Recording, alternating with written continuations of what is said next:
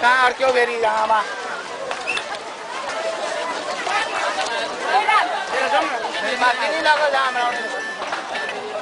hello हजुर पानी छैन नि त पानी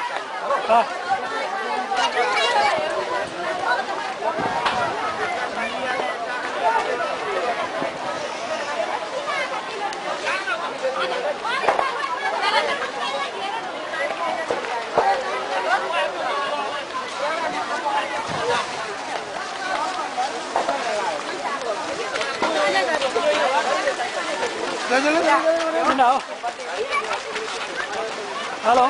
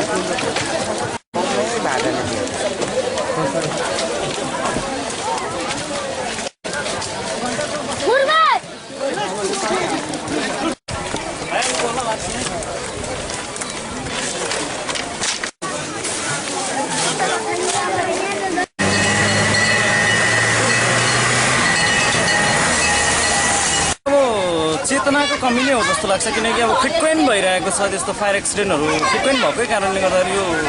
अरूभन्दा पनि हामी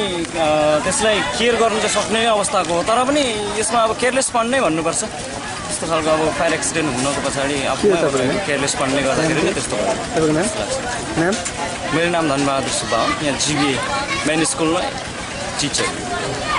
भइसक्यो होइन भइसक्यो